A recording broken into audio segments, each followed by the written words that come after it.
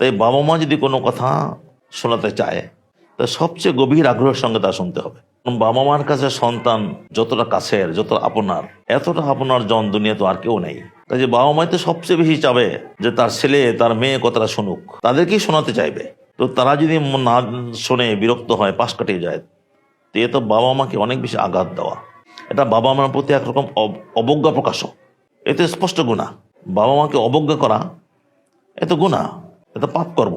যেই ছেলে মেয়ে বাবা মায়ের কথা যত আগ্রহের সঙ্গে শুনবে, সেই ছেলেমেয়ের সঙ্গে বাবা মায়ের সম্পর্ক তত বেশি গভীর হবে, দোয়াও পাবে। এই ছেলেমেয়ের দুনিয়ার জীবনে সুখের হবে, আখরাতে তো পাবেই। যদি বাবা মায়ের কথা মন দিয়ে শোনে, তাদেরকে সময় দেয়, তাদের ঘনিষ্ঠ হওয়ার চেষ্টা করে। ঘনিষ্ঠ হওয়ার চেষ্টা করার সবচেয়ে উত্তম মাধ্যম, উপায় বসে বসে তাদের কথা শোনা। বিশেষ করে বাবা মা যদি বৃদ্ধ হয়ে যায়, তখন এর গুরুত্ব আরও বেড়ে যায়। কারণ তখন তারা নিঃসঙ্গতা বোধ করে, একা হয়ে যায়। ওই সময় তাদেরকে সঙ্গ দেওয়া, বসে বসে কথা শোনা আরও বেশি জরুরি। তো ইদানিং এটা হারিয়ে যেতে বসেছে। অধিকাংশ ছেলেমেয়েরাই বাবা মার কথা শোনে না, পাশ কাটিয়ে চলে যায়। ডাক দিলে সারাটা পর্যন্ত অনেকে দেয় না। ডাক দেয় কিন্তু সাড়া দেয় না।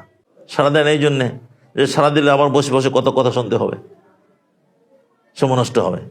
তো এই রকমের বাবা মায়ের প্রতি এই অবহেলা বোধটা, এটা অবশ্যই পরিহার করতে হবে। তা না হলে একসময় নিজেরও সেই দিন আসবে যখন তার জীবনটা এর চেয়ে আরও বেশি কঠিন হয়ে যাবে।